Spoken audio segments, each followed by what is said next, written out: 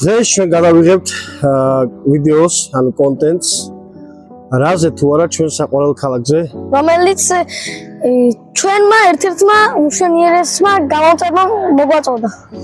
დიახ ბატონო, ეს ისედაც გეგმაში ქონდა, მაგრამ არ ვიცოდით როდის გაგეკეთებია და გადავწყვიტეთ გადაგვიღო უძველეს ქალაქზე, ფასისზე, ანუ ფოთზე. რასაც შემოგთავაზებთ ვიდეოში დეტალურად ღირსშესანიშნავ ადგილებს, ლამას ადგილებს, უძველეს ადგილებს და ამა დავიწყოთ. პირველი ჩვენი ლოკაცია ვიდეოს ვიწყებ საიდან? უძველესი კოშკი. ნიკო ნიკოლაძის მუზეუმი და კოშკი. კი ბატონო, დავიწყოთ? სადა ხარ? კი. ამა წავედით. სანამ ამ კოშკის შესახებ გიამბობთ და გაჩვენებთ, მანამდე პატარა ისტორიას მოგვიყვებით ამ ქალაქის შესახებ, ფოთის შესახებ.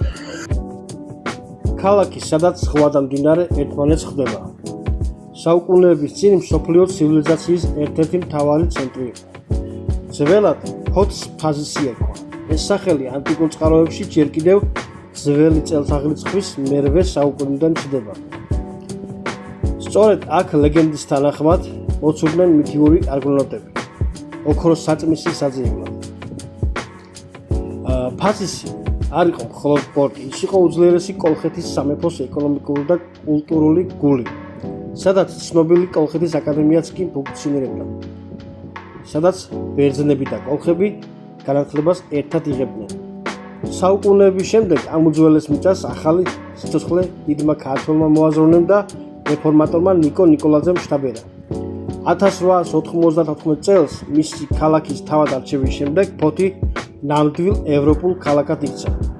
ნიკოლაძემ ის პარიზის გეგმის მიხედვით დააპროექტა. ცენტრალური წრიდან გამომავალი სხიური ქუჩებით და ასე შემდეგ.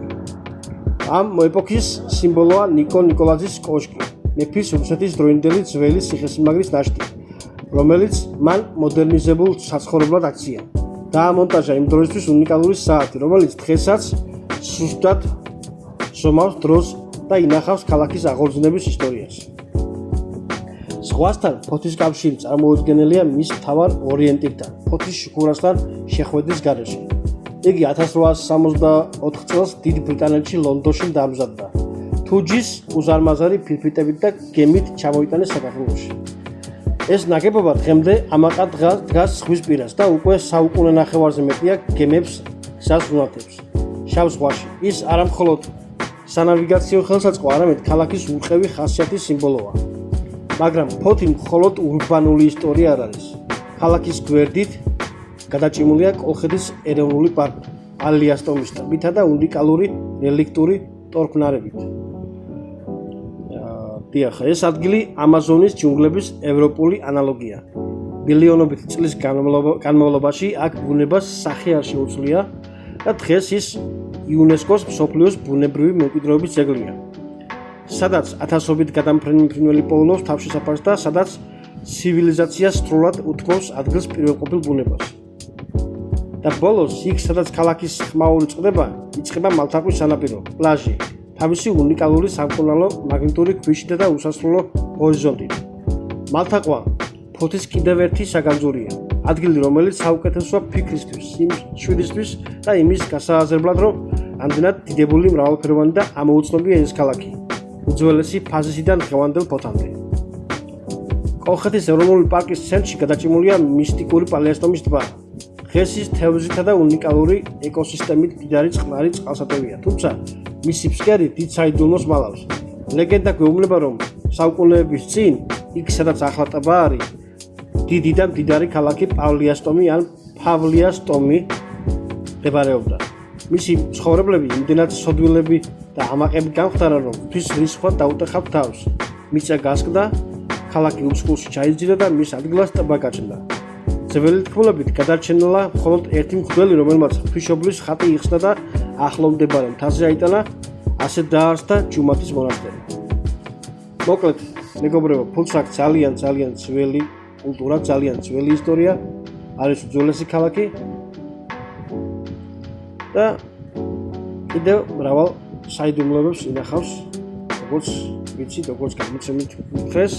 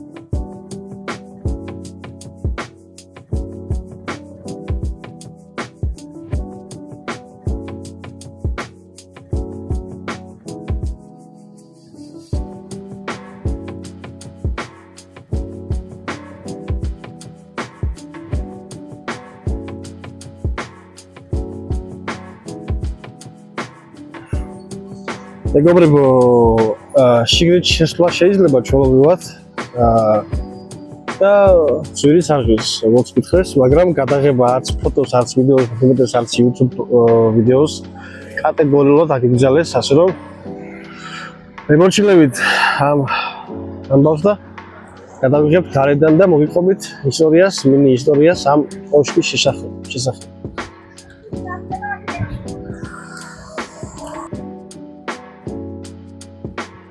ახლა კი გიამბობთ ნიკო ნიკოლაძის სახლ-მუზეუმზე, ანუ კოშკის შესახებ. მიუხედავად იმისა, რომ ნაგებობას დღეს ნიკოლაძის კოშკს უწოდებთ, მისი საძირკველი და პირველი სართულები ბევრად უფრო ძველია. მე-18 საუკუნეში, როდესაც ფოთი ოსმალეთის იმპერიის შემადგენლობაში შედიოდა, აქ აშენდა თურქული ციხესიმაგრე, ეგრეთ წოდებული ფოთის ციხე, ანუ კოშკი, რომელსაც დღეს ვხედავთ. სწორედ ამ ძველი თურქული ციხესიმაგრის ერთ-ერთი აღმოსავლეთით მდებარე თავდაცვითი ბურჯი კოშკი იყო. რუსეთ-თურქეთის ომი 1809 წელს ქართველთა დახმარებით რუსულმა ჯარმა ფოთი დაიკავა. თუმცა მოგვიანებით ის თურქებს დაუბრუნდა. საბოლოოდ 1828 წელს ციხესიმაგრე რუსეთის იმპერიის ხელში გადავიდა. დროთა განმავლობაში ციხის კედლები მოირღვა და დაიშალა. თუმცა ეს კონკრეტული კოშკი გადარჩა. 1894 წელს ფოთის ქალაქის თავად დიდი ქართველი პუბლიცისტი და მოაზროვნე ნიკო ნიკოლაძე ერჩიეს. სწორედ ამ პერიოდიდან იწყება კოშკის ახალი სიცოცხლე. ნიკოლაძემ გადაწყვიტა ძველი გადარჩენილი თურქული ბურჯი ქალაქის მერიის, ანუ თვითმმართველობის შენობად და საკუთარ რეზიდენციად ექცია მისი პროექტით. კოშკს დააშენეს 2 სართული, რის შედეგადაც მან მიიღო დღევანდელი სახე, ევროპული სტილის ნაგებობა, ორიგინალური არქიტექტურული ელემენტებით. ნიკოლაძემ კოშკზე დაამონტაჟებინა სპეციალურად პარიზიდან ჩამოტანილი მექანიკური საათი, რომელიც დღემდე მუშაობს და ყოველ ნახევარ საათში რეკავს. საათი საუკუნეზე მეტია, რაც ფოთელებისთვის დროის მთავარი ორიენტირია. ეს ეკუთვნის კოლხეთის ეროვნულ პარკს და კოლხეთის ეროვნული პარკის ერთ-ერთი მიმდებარე ტერიტორიაა და კოლხეთის ეროვნულ პარკს ცალკე ვიდეოში გადავიღებთ დიდი ალბათობით გვინდა ყოველ შემთხვევაში და ახლა მოგიყვებით მინი პატარა ისტორიას პალიასტომის ტბის შესახებ და ლეგენდას თუ რა ლეგენდაა რა არის პალიასტომის ტბის ლეგენდის მიღმა რეალურად საოცარია თუმცა მეცნიერებმა დაამტკიცეს რომ ლეგენდას რეალური საფუძველი აქვს მე-20 საუკუნეში პალიასტომის ტბის ფსკერზე ჩატარებული არქეოლოგიური გათხრებისას წყლის ქვეშ მართლაც აღმოაჩინეს მეორე-მეოთხე საუკუნეების უძველესი კოლხური დასახლების ნაქალაქარი და თიხის ჭურჭელი. გეოლოგიურად პალიასტომი ადრე შავი ზღვის ყურე იყო, რომელიც მდინარეების მიერ ჩამოტანილმა ნალექმა ზღვას მოწყვიტა და ტბად აქცია. ასე რომ ჩაძირული ქალაქის ისტორია მითი კი არა, რეალური ფაქტია. წყალმა უძველესი ცივილიზაციის კვალი სამუდამოდ შეინახა. ადრე პალიასტომი მთლიანად მტკნარი, ტკბილი წყლის ტბა იყო, თუმცა 1924 წელს ქალაქის წყალდიდობისგან დასაცავად არხი გათხარეს, რომელმაც ტბას ზღვას დაუკავშირა. ახლა ვიმყოფებით კუნძულის უბანში, ზღვის ხიდზე და ამ ულამაზეს ხედიდან აგერ შუქურასთან შემოგთავაზებთ შუქურის ისტორიას და ავალ რა თქმა უნდა შუქურაზე.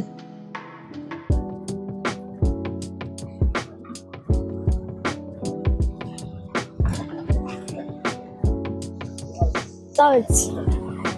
ყველე ხა შევდივარ ჩვენ შუქურაში. დავით. სამოდით.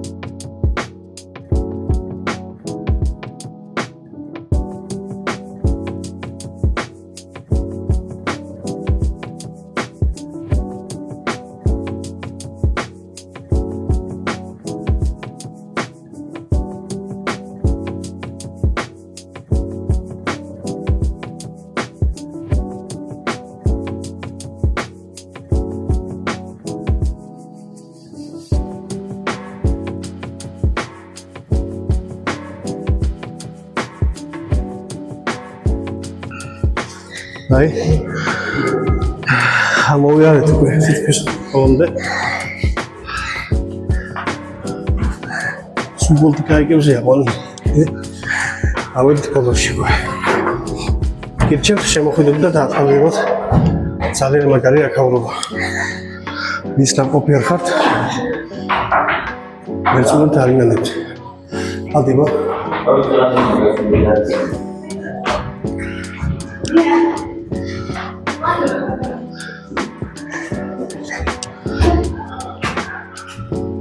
ეს არის თითოეული შუქურა ასტრიალებს დავიდა ანათებს აი ზეიმთავი მამა ხო ზეიმთავიდეთ კიდე შუქურასთან ხა კიდე არის ასასვლელი ხადივა ასლა აგზავნულია მე. მოიცა? აი. ახლა გამიხედოთ და დავტყუეთ ხედით. აი მეგობრებო, ულამაზესი ხედი იშლება აქ. ულამაზესი ხედი. ნამდვილად. ნახე რა ლამაზია. ულამაზესი ხედი იშლება ნამდვილად. ასეთი ლამაზესთვის ხირის ამოსვლა ნამდვილად ხირს. წადიწინება იქით. აბზოლუტურად.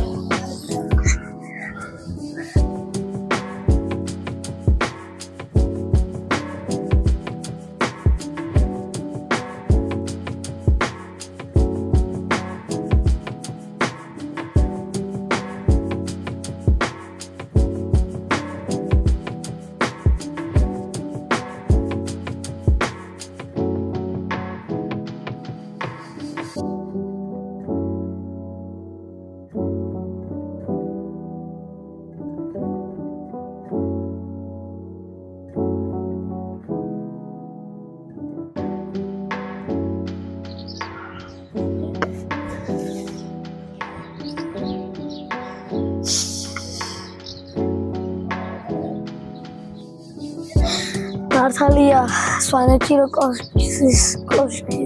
კოშკის სახურავზე ვიდექით მაგასთან ეს არაფერი არა, მაგრამ ძალიან მაგარია. ხო, მაგრამ ის სხვა თემაა, ეს სხვა თემაა.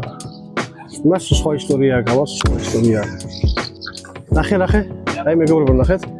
აქ ნახე როგორ სხვა ფერია ზღვა. ნახე როგორ სხვა ფერია. ხო, ვიცი, აქ რიონი ვერცება.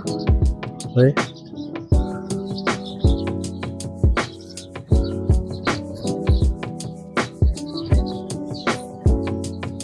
ძალიან ლამაზი. ნამდვილად.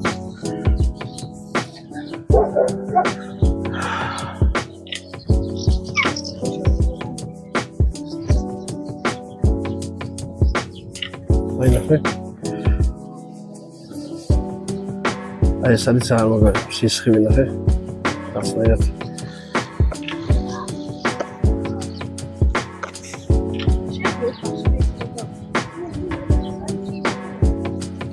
ოღონდ აქ ამითხოვჩეთ და ხალხოთ ხო?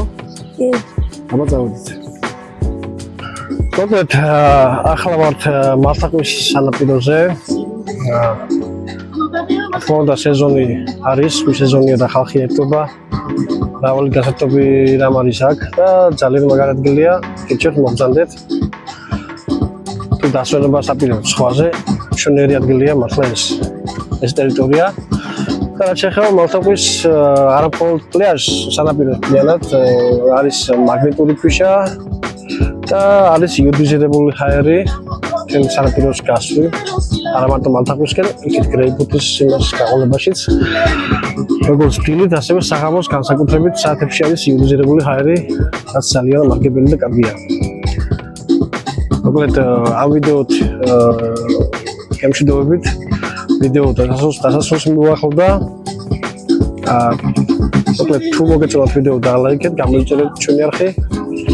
გააზიარეთ ვიდეო და არ დაგამიწყდეთ რომ გააქტიუროთ ზარის ღილაკი, რათა არასდროს არ გამოგჩენს და ყოველთვის ნახოთ ჩვენი ახალი ვიდეო. მოკლედ მომავალ შეხვედრამდე დიდი მადლობა რომ გვიყურებთ, დიდი მადლობა რომ გვალაიქებთ და აბა დროებით. შეხვდებით შემდეგ ლოკაციაზე.